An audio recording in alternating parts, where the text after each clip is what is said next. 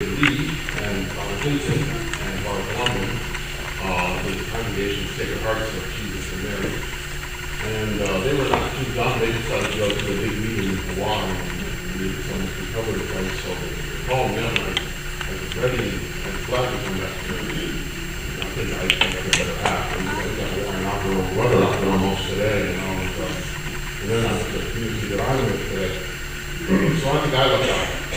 And I was stationed here before Father Columbia came back. I was here.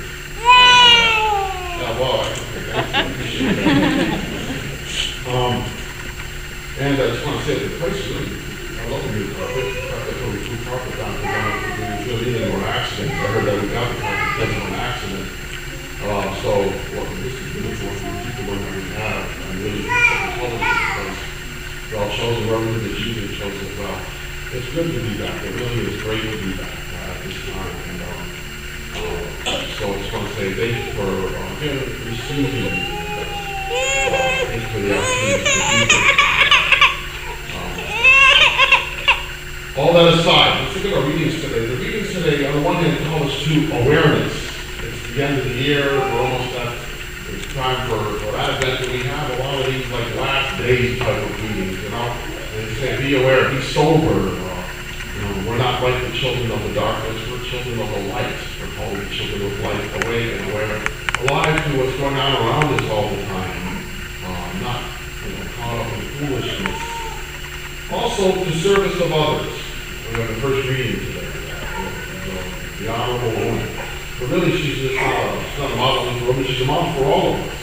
Those of us who can't work well with flax or use the spindle. She's still a model for all of us to use what we have, to make use of the gifts that we have. It says that she reaches out her arms to the poor and cares for the needy. That's something we all can do. We all learn from the virtuous woman from Proverbs 31 today. On a 180 level from that is the talent tyrant from the gospel. What is up with that? Why is this even in the gospel? You may wonder, why is that story even there? Jesus that we come to know. By any stretch of the imagination. Who is this Jesus? Who is this one? Why? What's going on with this story? I'll try to get on that. I'll try to make Jesus convey the fact that he is not a nasty CEO that he comes across in this gospel reading today. And then we hear from 1 Thessalonians, again, that second reading. Be aware, be awake, be alive, be alert. What's happening all around you. The day of the Lord is coming. This is just a little rejoinder there. Again, this year we had some person who twice predicted that the world would end this year. You can't listen to folks like that. The world was supposed to end on May 21st. Everybody remember that? And May 22nd, The world was we got to recalculate this calculator like that. It's October 21st. You all remember that? And here we are well after October 21st. So we can't listen to people like that. They waste our time. In many cases, people throw their money at these TV teachers who are telling you the final day of the world. It's just a waste, a big waste. All that aside, today we celebrate our nation's saint, St. Margaret of Scotland. And she is, ironically, once again, someone who really fits the gospel. Not only the gospel parts, the first reading as well. She gives what she has, although she lives in very uncertain times. We live in a kingdom that only lasts until the next kingdom came. That was the case, of course, with all kings and queens from the Middle Ages, So today we celebrate St. Margaret. Again, let's do this quiz right. Where was St. Margaret born?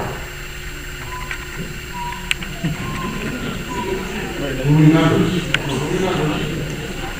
Put your hand up. Yes. Go. And for when? Yes. Hungary, that's what she was born in the country of Hungary, the Hungarian Empire.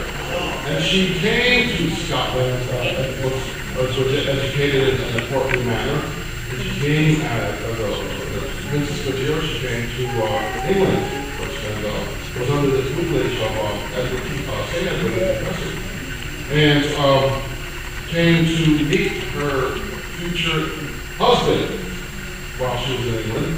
And then, when the conqueror came in 1066 and took over the country, she tried to flee to go back to Hungary, but the winds pushed her over to Scotland, where she met this man again. What was his name? Final Jeopardy. Anybody remember? These are them. His name was Malcolm. Malcolm of Scots. And so they married, and they had 8 children, 6 sons and 2 daughters. And then the queen and mother didn't stop there. But in many ways, she either brought or strengthened Christianity in Scotland. She did a number of things.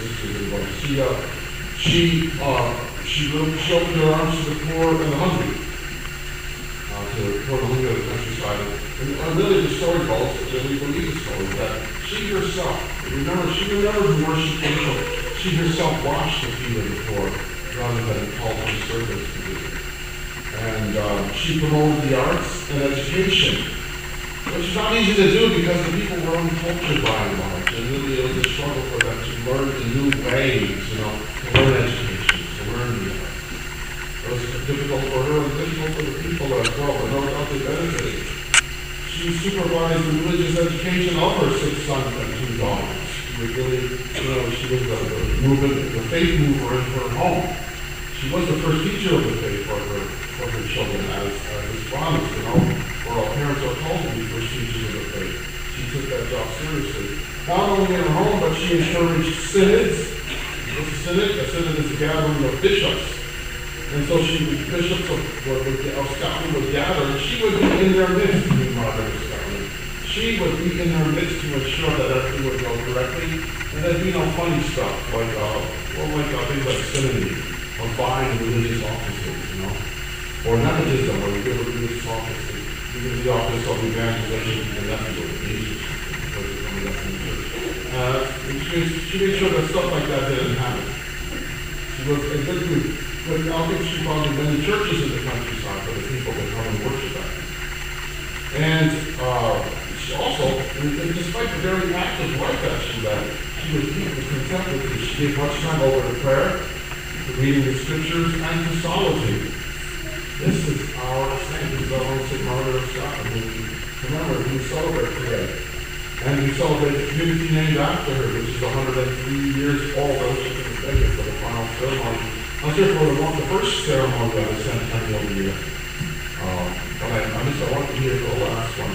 Well, I'm glad that Father Gomes was here for the last one. He was able to be here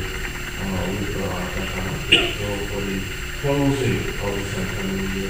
Then I heard there was a big, just afterwards, meeting with that too as well. So it goes.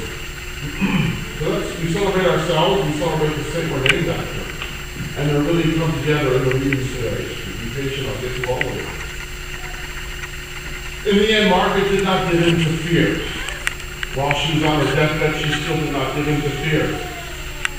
While she was on her deathbed, the castle that she was in was invaded. And a new king killed her husband and her eldest son, Edward. But she did not give in to fear. She led a godly life. She was a virtuous woman. She died 4 days after her husband was killed. Again, after living a life of spending the talents given her, of living in a time which is of great uncertainty. She was ready. She was awake. She was aware. She was alive. She was alert. And she remains a model for us. Over 900 years after her life, she remains a model for us. So the gospel story today, we'll go back there. The gospel story today is just a very strange story. Let me get an amen on that. The gospel story today is a very, very strange story. Can we get an amen on that? Amen. All right, thank you. We may wonder, why is it even there? Where's the Jesus that we normally get to know? The one who heals, the one who forgives, the one with a kind word. Where's that Jesus today? Wow, who is this Jesus? Well, thanks be to God for